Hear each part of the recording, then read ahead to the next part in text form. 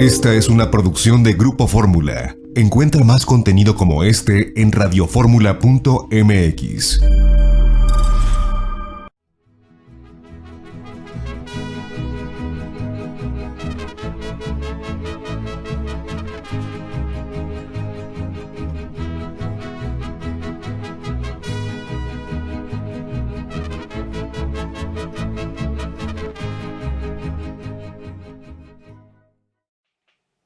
Muy buenas tardes, amigas y amigos. Los saluda con el afecto de siempre José Manuel Villalpando, aquí en una emisión más de este programa La Historia que Quiero Vivir, que como ustedes bien saben transmitimos todos los sábados por la tarde a través de Radio Fórmula, y ustedes pueden sintonizarnos y escucharnos aquí en la capital de la República Mexicana a través del 103.3 de FM o en el 970 de AM. Ya saben, llegamos a muchas ciudades de nuestro país, no a todas las que yo quisiera, pero estamos en esa batalla librándola precisamente para poder hablar de historia a todas partes. Y naturalmente ustedes pueden también sintonizarnos a través de internet en la página www.radioformula.com.mx, que pues se capta donde quiera que haya internet en todas partes del territorio nacional y aún del mundo. Les agradezco infinitamente que estén conmigo, acompañándonos en este programa, que es grabado naturalmente. Seguimos en las mismas condiciones de salubridad que exige el cuidado de todos por la pandemia, pero sin embargo, aquí presentes, eso sí, de esta manera, sí, pero presentes como cada sábado en la tarde, y yo, por supuesto, respondiendo sus comentarios, críticas, quejas, peticiones que ustedes, y cosa que aprecio enormemente, se toman la molestia de escribirme, bien sea a mi correo villalpandohistoriador@gmail.com o también a la página de Facebook Villalpando y la Historia. Recuerden que este programa tiene una repetición más en la noche, más tarde, y que también pueden ustedes volverlo a ver o escuchar, ya sea en mi canal de YouTube, José Manuel Villalpando, o en el propio Facebook Villalpando y la Historia. Vamos a comenzar. El día de hoy tendremos el segundo capítulo, el segundo episodio de la serie que hemos llamado La Independencia desde el punto de vista de los realistas, y hoy nos toca dar el siguiente paso e iniciar la guerra de independencia ya, pero bajo la óptica del virrey que en ese momento llega a la Nueva España, Francisco Javier Venegas. Simplemente les pido que se imaginen, es un hombre que viene a México a gobernar en calidad de virrey y jefe político superior de la Nueva España, que acaba de ser designado para este efecto por la regencia española que se encuentra en la ciudad de Cádiz, en la isla de Cádiz, en plena invasión napoleónica, y quieren, allá los españoles, premiar los buenos servicios que Francisco Javier Venegas ha dado a los españoles. Es un militar, ya de edad, que ha tenido una trayectoria más o menos mediocre durante toda su vida. No pasó de ser finalmente teniente coronel, pero cuando en 1808 las tropas francesas invaden la península española, se volvió a apuntar, a enlistar en el ejército español, ascendió de grado muy pronto y, por estas casualidades de la vida, del destino, se va a convertir en un héroe de guerra. Es uno de los generales que están al mando de alguna de las unidades que combaten en la famosísima batalla de Bailén. Aquella batalla en la cual el ejército español que resistía el avance y el ataque de las tropas de Napoleón, los españoles derrotaron al gran emperador de Francia y a sus ejércitos que hasta ese momento parecían invencibles. Allí en Bailén, los españoles triunfaron, demostraron al mundo que Napoleón sí podía ser derrotado, y uno de los comandantes de división que en esa batalla, formando parte del ejército español, se destacó por su valentía, por su bravura, fue precisamente Francisco Javier Venegas. Este militar, que repito, tuvo un día afortunado, como todos los tenemos alguna vez en la vida, y ese día glorioso para él, y glorioso también para la España que resistía el acecho napoleónico, pues Venegas se va a colocar los laureles de la victoria, se va a convertir en una especie de héroe popular español, y esto le va a merecer, primero, que lo designen comandante militar de la isla de Cádiz, en donde se había refugiado la regencia española, donde se estaban ya constituyendo y formando las famosísimas Cortes de Cádiz. Es decir, Cádiz era el centro, el núcleo de la resistencia española en contra de la invasión napoleónica, y de ese lugar preciso en donde estaban los diputados, los regentes, los más importantes y conspicuos pensadores y políticos españoles que se oponían a Napoleón, a José Bonaparte su hermano, y que defendían la legitimidad del rey Fernando VII preso en Francia. Allí en Cádiz fue nombrado comandante militar para defender la isla y la ciudad, precisamente Francisco Javier Venegas. Un hombre, pues, que de una existencia anodina había brincado, repito, de un momento a otro gracias a su participación denodada en la batalla de Bailén, había saltado al escenario español, se había convertido en una especie de héroe popular, comandante militar, además del principal lugar donde estaba la resistencia española, y esto le va a merecer que cuando en España llegue las noticias de lo que había sucedido en México, que se acuerdan que lo platicamos la semana anterior, con el virrey Iturrigaray, que fue depuesto de su cargo el día 15 de septiembre de 1808, que había un militar, Pedro Garibay, que había tomado el virreinato por unos meses, que lo había suplido después el arzobispo de México, pues allá en España consideraron que la Nueva España, la principal, llamémosla así claramente, colonia en ese momento, o la más preciada posesión de España en América, nuestro México, la Nueva España, necesitaba un nuevo gobierno encabezado por un virrey que fuese popular en España, por supuesto, un héroe español, y que pudiera llegar también con sus atributos políticos y militares a controlar y tener en orden a la Nueva España, con la finalidad, y esto es bien importante, con la finalidad de que la Nueva España, repito, la más preciada de las posesiones españolas, contribuyera de manera más decisiva a los gastos de la guerra contra el invasor francés. La Nueva España era la productora número 1 de plata del mundo, y se requería que ese caudal inmenso de riqueza pudiera pasar a manos del gobierno español que defendía la península contra Napoleón, y por lo tanto se requería un hombre que pudiera ejecutar este designio de que la Nueva España proveyera de fondos de dinero a la resistencia española. Esta es la misión que tiene Francisco Javier Venegas, repito, héroe de guerra español, por su participación, si ustedes quieren, de chiripada, como decimos en México, pero finalmente destacada y victoriosa en la batalla de Bailén. Pero la historia va a correr por otro camino. Miren ustedes, esto es una de las paradojas más interesantes de nuestra historia de la guerra de independencia, porque el nuevo virrey Francisco Javier Venegas, teniente general de los Reales Ejércitos, llegó a la Basílica de Guadalupe, como se acostumbraba en aquel tiempo, para realizar allí la ceremonia de transmisión del mando.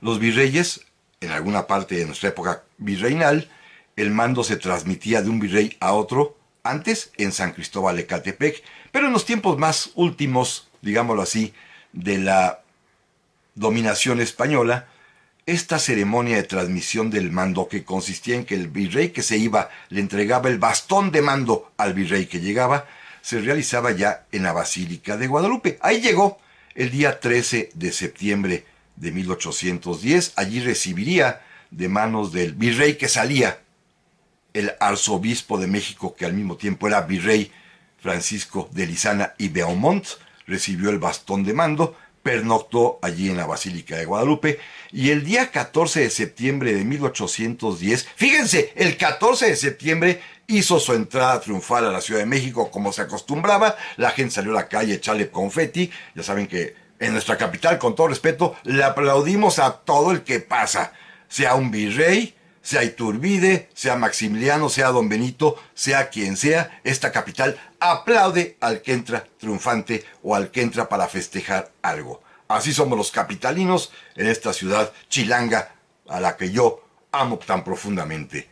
Pues lo recibieron muy bien y pues seguramente estuvo muy contento esos primeros días, cuando por ahí del 17, 18 de septiembre se enteró de la noticia de lo que el día 16 por la madrugada había sucedido en un pueblito que él no tenía ni la más remota idea de dónde estaba, que pertenecía a la Intendencia de Guanajuato, que se llamaba Congregación de los Dolores, en donde un cura, un sacerdote, de nombre que por supuesto jamás había escuchado, Miguel Hidalgo y Costilla, se había levantado en armas convocando a la multitud para que fueran todos a pelear por la independencia y, como el propio Hidalgo había gritado, contra el mal gobierno. Bueno, ¿quién es este señor Hidalgo? ¿Dónde está Dolores? ¿Qué es Guanajuato? ¿Cuántos son? Porque de inmediato se enteró también que ya habían tomado la población de San Miguel el Grande, que ya avanzaban hacia Celaya, que después irían hacia Valladolid.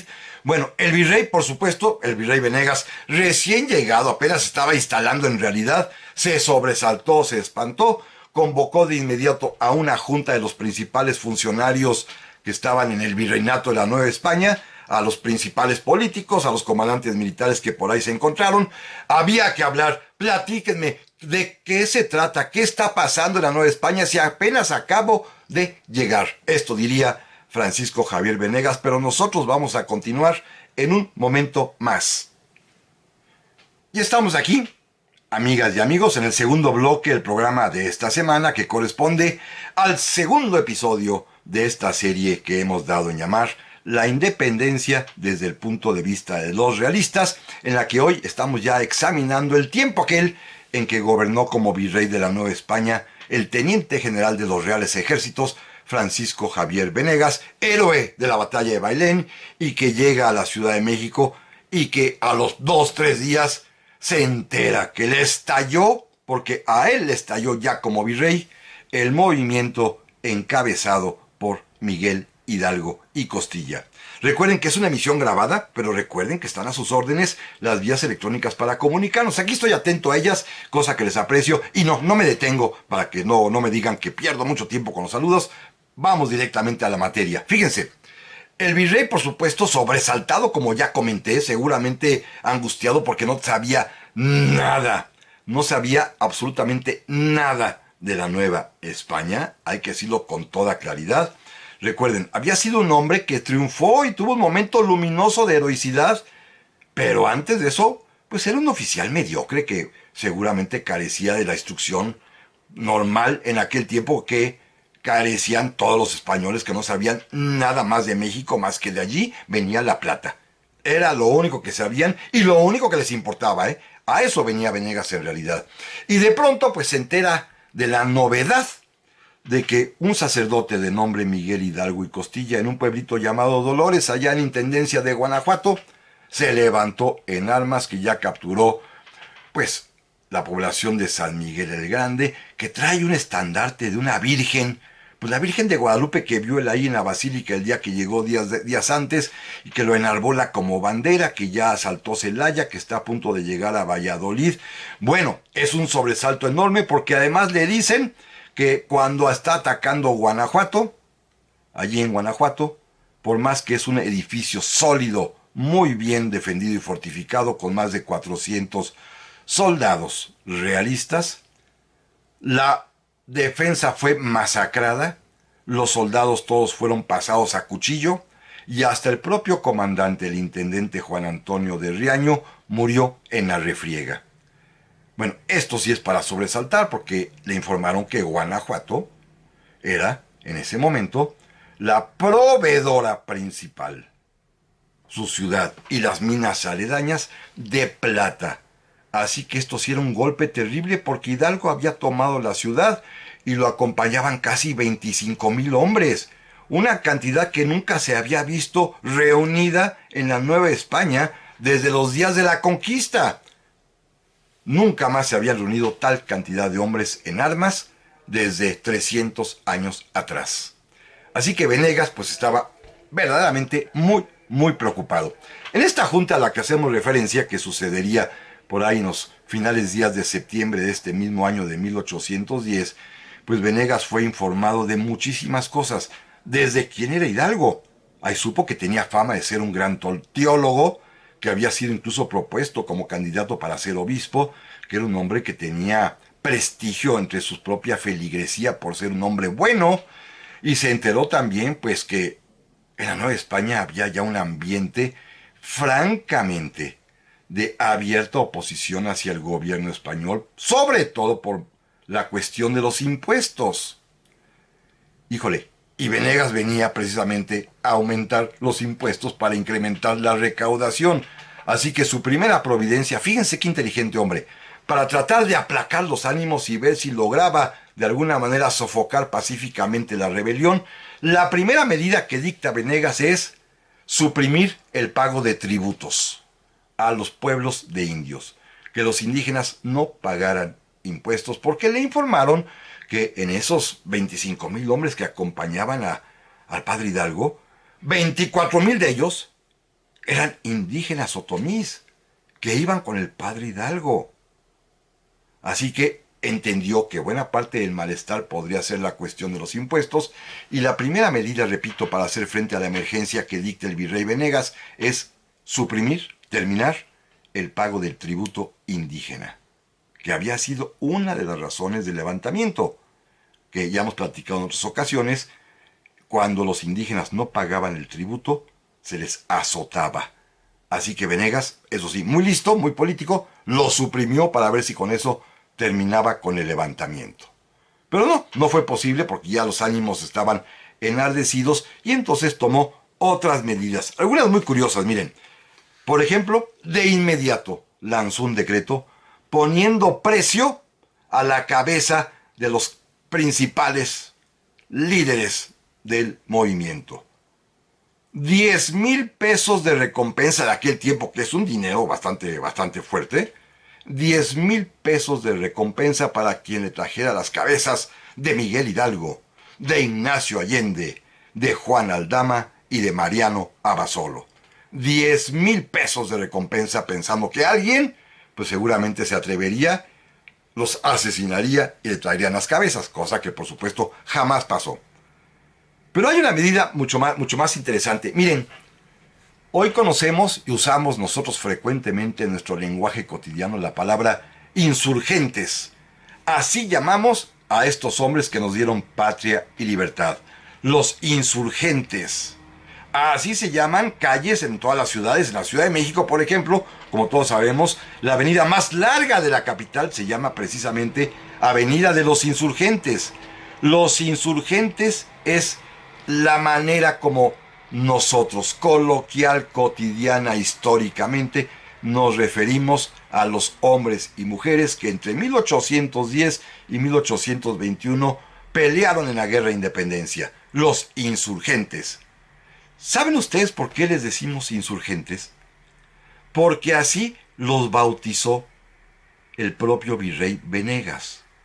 La palabra insurgente, en su origen etimológico, es un nombre que se rebela contra y se aplicaba históricamente en España contra lo que podríamos llamar hoy en día sediciosos, revoltosos, alborotadores. Es decir, para los españoles allá en España, ser un insurgente es una palabra despectiva, una palabra ofensiva.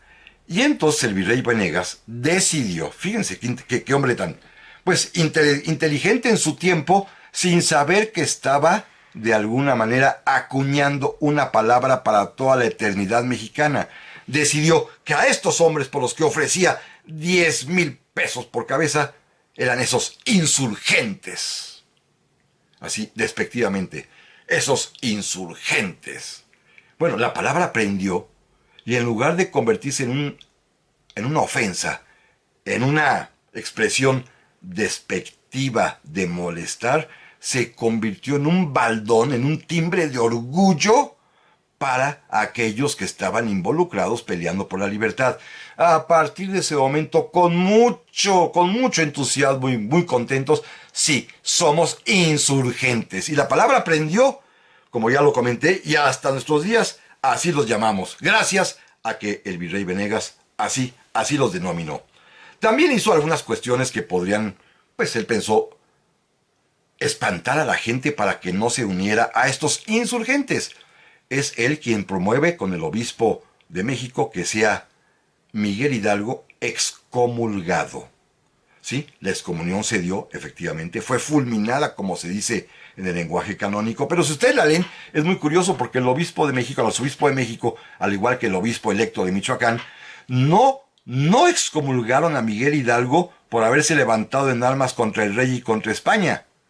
Fíjense qué interesante, lo excomulgaron por haberse robado el diezmo de las parroquias de San Miguel, de Celaya y de la Catedral de Valladolid. Lo excomulgaron por haberse robado el dinero, pues, no por el levantamiento. Esto es algo bien interesante, pero bueno, finalmente la gente no leía y hasta la fecha piensan todavía que la excomunión fue por haberse levantado en armas y no, lo excomulgaron por haberse llevado el dinero de San Miguel, Celaya y Valladolid. Consiguió otras cosas más, por ejemplo, que la buena sociedad novohispana, en este caso encabezadas por un prestigiadísimo abogado, que además era el tío de Leona Vicario, que se llamaba don Agustín Pomposo Fernández de San Salvador, un hombre que era un abogado que estaba de acuerdo con el rey mexicano, él, ¿eh? Recuerden que ya platicamos que hay mexicanos que decidieron ser leales a España y al rey.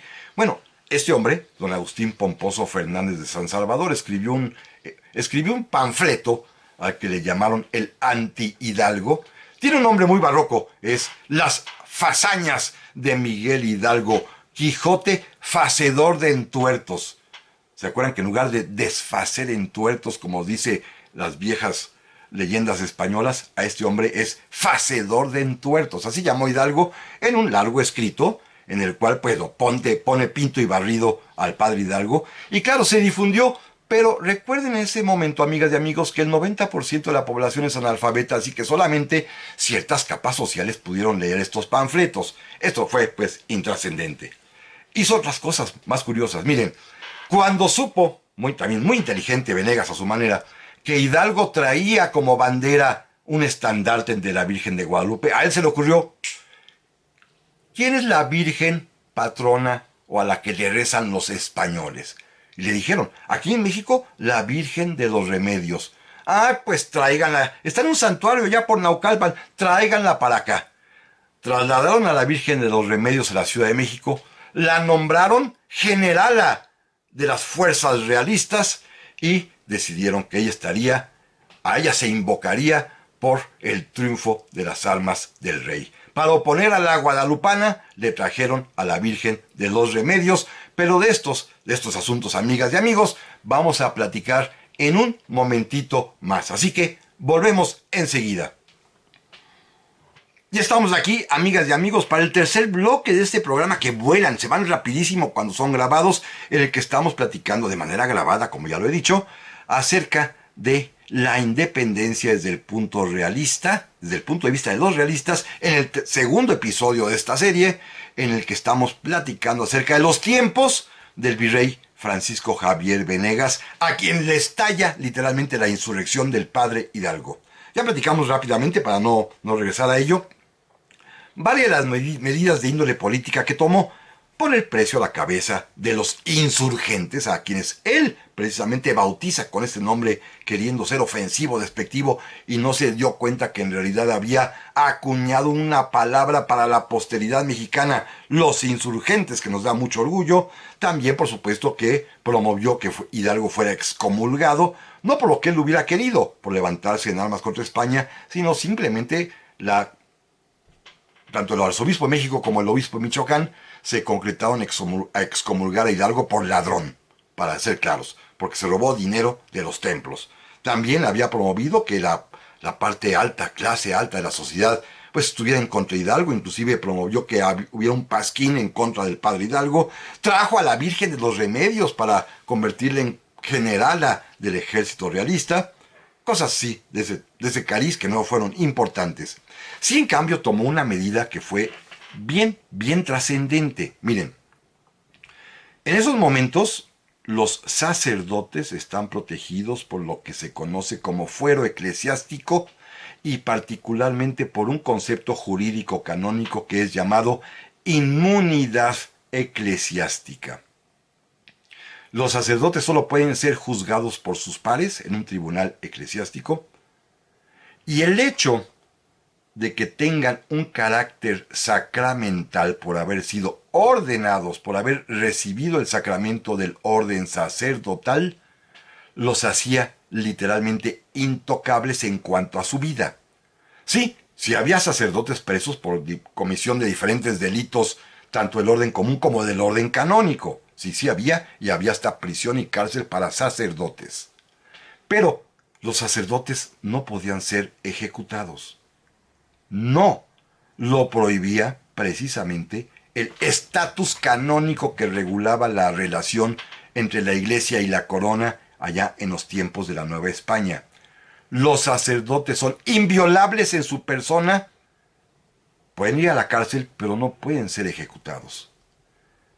Esto era una tradición antigua, pero Venegas inmediatamente captó que la insurrección general, que los principales insurgentes, primero, al conocer el caso de Miguel Hidalgo y Costilla, segundo, al saber también que entre sus seguidores había varios sacerdotes, como por ejemplo el sacerdote José María Mercado y muchos otros más. Y tercero, cuando finalmente ya estalla también el movimiento en el sur, acaudillado por otro sacerdote, de nombre José María Morelos y Pavón, y al que lo acompaña otro sacerdote más, llamado Mariano Matamoros.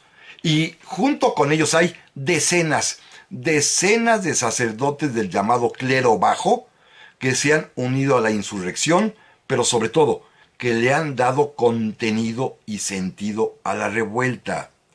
No era nada más, como hemos platicado en otras ocasiones, separarse de España. Es fundamentalmente establecer un régimen de justicia, y por ello los sacerdotes toman las armas. Recordemos, y hago un paréntesis muy veloz que se aplica al ejemplo de Hidalgo y de Morelos. Un sacerdote, según la teología ortodoxa católica, que en su momento describiera un gran jesuita y teólogo de nombre Francisco Suárez desde el siglo XVI, un sacerdote tiene la obligación y el deber de acompañar a su pueblo cuando el pueblo, una vez agotados todos los recursos, se queda sin autoridades legítimas porque están coludidas con el tirano para poder enfrentarse precisamente a un opresor.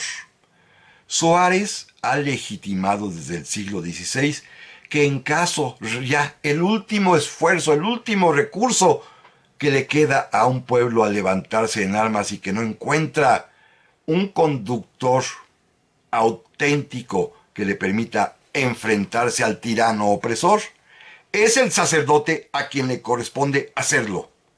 Y así lo dice la doctrina de Suárez, y así lo reconoció la teología católica, porque a Suárez nunca lo excomulgaron y su obra era vigente y de estudio en los seminarios. Es lo que se llama el tiranicidio, pero que en sus procedimientos, que no platicaré ahorita rápidamente, sino rápidamente un esbozo, establece la posibilidad, la permisibilidad de que sea el sacerdote del lugar el que encabece los reclamos justos del pueblo para oponerse al opresor. Así que no lo podían excomulgar por eso. Si la propia teología católica lo reconocía, este derecho del sacerdote, este deber del sacerdote de encabezar al pueblo, pues obvio no lo excomulgaron por eso. Pero entonces Venegas tomó un paso decisivo y fundamental, violando el Estatuto de Inmunidad Sacerdotal, haciendo a un lado las críticas y quejas del arzobispo de México y de muchos sacerdotes del alto clero que le fueron a decir, oiga, no invente, ¿cómo hace esto? Venegas decidió y lanzó un decreto ordenando que en el caso de los sacerdotes que fuesen capturados en batalla, que se comprobase que habían sido partícipes en la insurrección, fueran también, al igual que los civiles, pasados por las armas. La posibilidad de fusilar sacerdotes que le será aplicada a Hidalgo primero y más adelante, como todos sabemos ya en otro virrey, a Morelos. Pero quien abrió la puerta para que los sacerdotes pudiesen ser enjuiciados, que ya estaba, condenados, que ya se podía, pero fusilados o colgados o degollados, es precisamente Venegas, el virrey Venegas, que estaba indignado de que los sacerdotes pudieran encabezar un movimiento de insurgentes, como él decía. Pero bueno, lo más importante son las medidas militares que debe tomar, porque cuando se entera de la insurrección y que convoca a la junta que ya platicábamos, ahí le informan que el ejército de la Nueva España es muy pequeñito. ¿Saben ustedes cuántos soldados realistas había en la Nueva España al momento de la insurrección el 16 de septiembre de 1810? No más de 29,000 soldados en todo el territorio novohispano. Desde la California hasta Costa Rica, 29,000 soldados. Claro, los grandes cuerpos, las grandes concentraciones se encontraban en las principales ciudades. De estos 29,000 soldados, y hay que decirlo con toda claridad, estaban de manera permanente, como milicia permanente, en armas 9,000. Los otros 20,000 eran lo que se conocía como milicias provinciales, que se reunían de vez en cuando para hacer ejercicios o para combatir a bandidos o para irse a desfilar a las ciudades en los días de fiesta.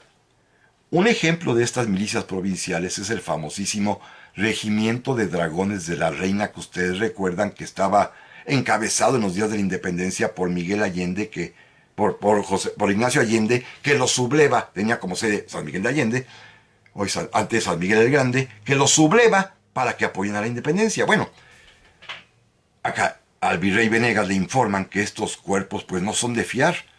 Ya varios se levantaron a favor de la independencia, como los propios Dragones de la Reina con Allende y con Abasolo, que solamente cuenta con unidades leales, 9, 10, 12,000 hombres si acaso, y que están concentrados fundamentalmente en la Ciudad de México, donde hay más o menos 3,000 soldados realistas de guarnición, en Puebla, en San Luis Potosí.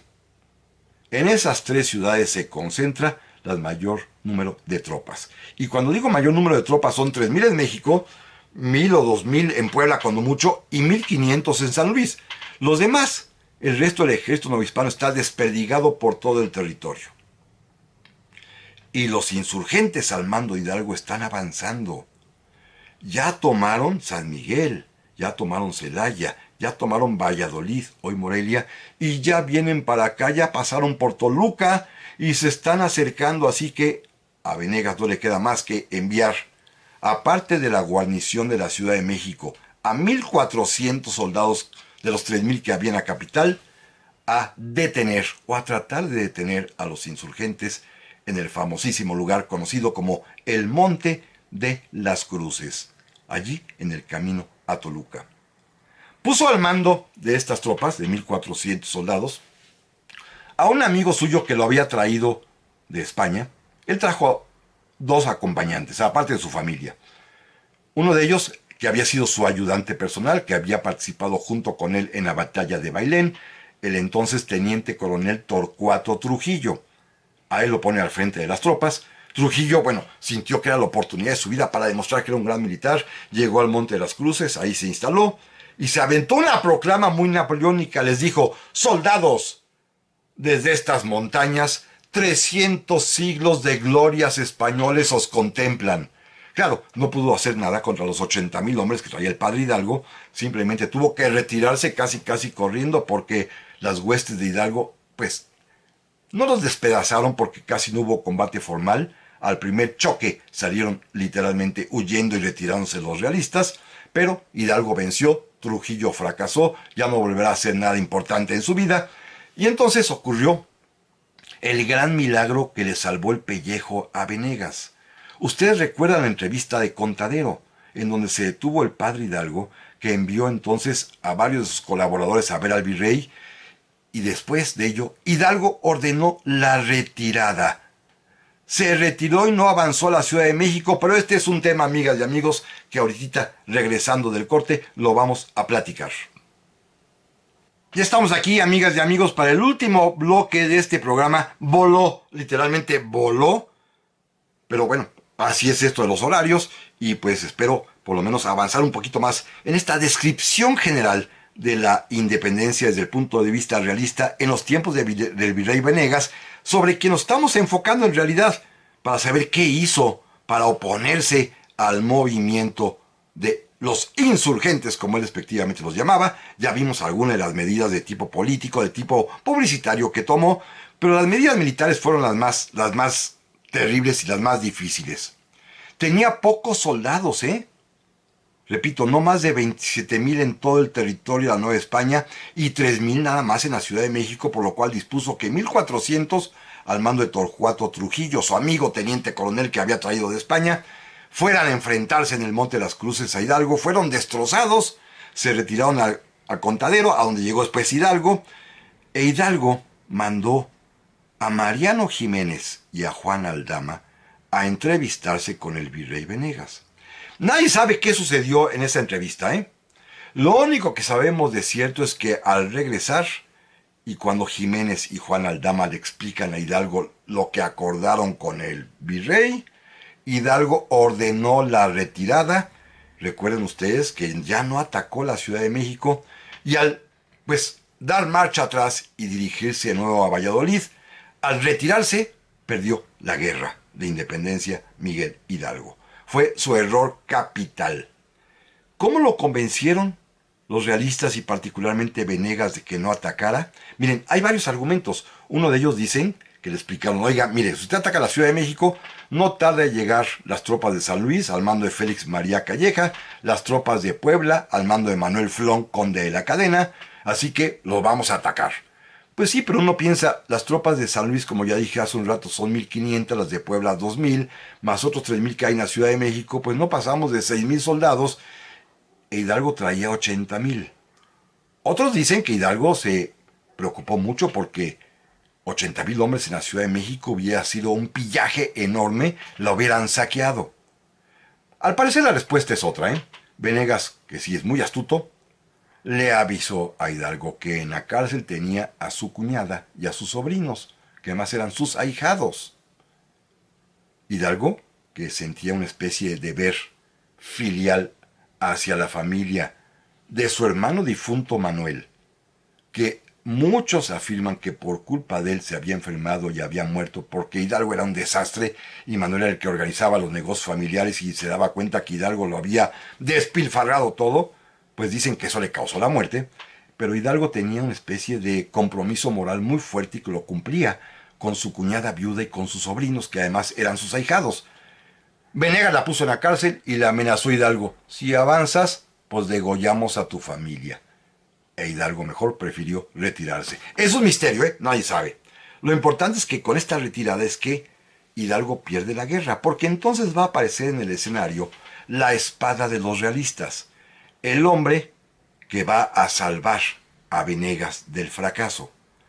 Es el brigadier Félix María Calleja del Rey, que era el comandante militar de San Luis Potosí, a quien Calleja, como se da cuenta que, Venegas es un poco, no diría yo torpe, pero sí bastante mal militar. Recuerden que nada más tuvo un momento de gloria en Bailén. Calleja de inmediato le toma la medida. Y Venegas, presionado, porque Calleja era un hombre, fíjense lo que voy a decir, con todo y todo, muy querido y respetado en la Nueva España, porque llevaba 20 años viviendo aquí y se había casado con mexicana, como platicaré la semana próxima. Pues Venegas tuvo que confiarle el mando general de las operaciones a Calleja, y Calleja comenzó derrotando a los insurgentes en su retirada en Aculco. ¿Se acuerdan ustedes que al retirarse el padre Hidalgo del Monte de las Cruces se dirige hacia lo que hoy podría llamarnos el camino hacia Morelia, hacia Valladolid, y en Aculco los derrota Calleja. Luego avanza sobre Guanajuato y recaptura la ciudad que estaba en manos de Allende, y luego ya junto con Manuel Flón y con José de la Cruz, de quien hablaré en un momento más, ataca Guadalajara, donde se ha refugiado Hidalgo, y los derrota a los insurgentes en la batalla de Puente de Calderón. Y todavía para colmo, remata y ataca la población de Zitácuaro y la conquista. 4 batallas consecutivas en las cuales Calleja se siente, pues miren, yo soy el bueno, ¿eh? Esto va a dar origen a un pleito muy interesante que ocurre, digámoslo así, en los salones del Palacio Virreinal de México, en las casas finas entre la aristocracia novohispana y que va a repercutir hasta España, porque de inmediato, fíjense, la población mexicana aristocrática, la clase alta, se da cuenta de que Venegas, pues sí es un héroe de guerra allá en España, pero aquí es medio tontín por algo muy elemental, no conoce el país. Y en cambio Calleja lleva más de 20 años viviendo aquí y se casó con una de nosotros. También de la aristocracia mexicana, faltaba más. Es un hombre al cual la gente aprecia, las capas sociales altas, lo quiere, y comienzan las intrigas. Y además, miren, Calleja ya en 4 batallas consecutivas derrotó a los insurgentes, que hasta ya van a ser capturados y enjuiciados. De ese tamaño es el pleito, porque Calleja tiene envidia de que Venegas sea el virrey cuando él lo debió haber propuesto. Él sí conoce el terreno. Venegas a su vez se siente desplazado por la popularidad de Calleja, que gana batallas, y él en la Ciudad de México pues no sabe ni, pues cuando le dicen, oiga, es que hay un sacerdote que se encerró en Cuautla. ¿Dónde está Cuautla, verdad? Por supuesto. De este tamaño son, digámoslo así, las críticas y las burlas que se le hace a Venegas. Así que va a comenzar una auténtica guerra interna entre los propios realistas, algunos defendiendo la legalidad del nombramiento de Venegas y otros diciendo, oigan, sí, pero es un torpe. Tenemos a Calleja y además él sí gana batallas. Pasó algo muy curioso. Este pleito va a llegar así como en su mayor apogeo el día 5 de febrero de 1812, cuando Calleja entra triunfador a la Ciudad de México. Venegas se ve obligado a hacerle un desfile triunfal. ¿Y qué creen? En pleno desfile Calleja, por un accidente, su caballo se tropieza y se cae del animal y va a dar al suelo y la gente se ríe.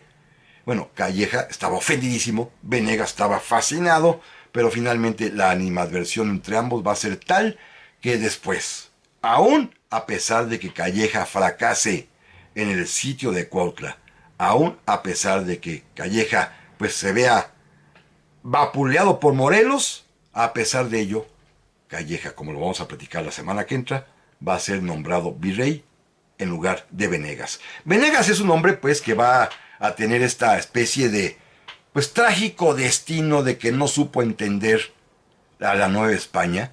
Quizás la única medida atinada que tomó fue aquella que ya comentamos de eliminar los tributos indígenas. Dictó una medida muy cruel y sanguinaria que ya también comentábamos, que fue la de quitarle inmunidad a los sacerdotes y permitir que ellos fueran fusilados si habían participado entre los insurgentes. Pero lo demás, pues no le atinó, no supo, no entendió. Sus principales colaboradores, Torcuato Trujillo, fracasó en el Monte de las Cruces, y en cambio el que se va a quedar es un jovencito, José de la Cruz, que ya era brigadier y que él lo asciende a mariscal de campo, a quien le va a encomendar el mando de Occidente de las provincias de Michoacán y de la Nueva Galicia, hoy Jalisco. Este hombre José de la Cruz, del cual tenemos que hablar en otro capítulo, es bien importante. Se va a quedar allí desde 1810 hasta 1821 y va a ser el terror de los insurgentes, sobre todo en el área de la Nueva Galicia, que es el actual Jalisco, Zacatecas, Aguascalientes, Colima. Todo eso va a estar bajo su cargo, José de la Cruz. Fuera de ahí, pues Calleja no va a obtener absolutamente nada más que puro sinsazón, sin sabores, desazones, sufrimientos, angustias, y a los 2 años justo de que llegó a México, lo relevaron. Para enero de 1813 llegó la orden de que se retirara, y claro, eso sí, vamos a decirlo con toda claridad, le fue muy bien, le dieron un premio allá en España, porque recuerden que allá, a pesar de su fracaso mexicano, allá era un héroe de guerra contra la invasión napoleónica y por lo tanto, allá le otorgaron un título nobiliario. Aparentaron que regresaba como pacificador de la Nueva España, porque sí, es cierto, bajo su mando Calleja había derrotado a los insurgentes, sobre todo a los de Hidalgo. Todavía Morelos estaba apenas en incipiente crecimiento. Pero había derrotado a la insurrección de Hidalgo y entonces lo designaron, le otorgaron el título de, escuche qué bonito, Marqués de la Reunión de la Nueva España. Marqués de la Reunión de la Nueva España. Título que por supuesto era nada más honorífico y no servía para nada. Debo terminar con algo más.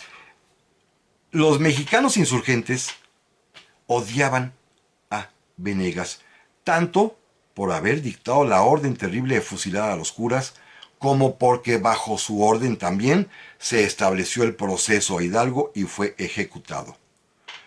Una conspiración insurgente en la cual la encabezaba una mujer, Mariana Rodríguez del Toro de Lazarín, intentó secuestrar al virrey Venegas para canjearlo por Hidalgo, pero fracasó lamentablemente. Una mujer que a mí me encanta platicar de ella, lástima que no da tiempo, porque cuando estaban en plena conspiración y los varones titubeaban, les dijo, bueno, ¿que aquí no hay hombres? Y ella tomó el liderazgo de la conspiración para tratar de secuestrar al virrey Venegas. Fracasó, pero es una anécdota muy curiosa.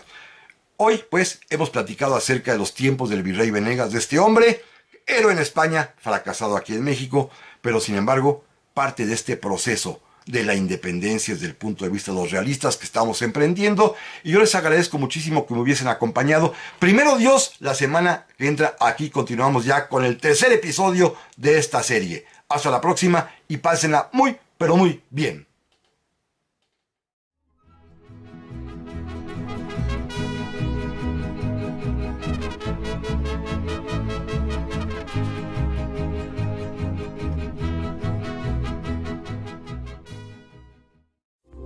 Esta fue una producción de Grupo Fórmula. Encuentra más contenido como este en radioformula.mx.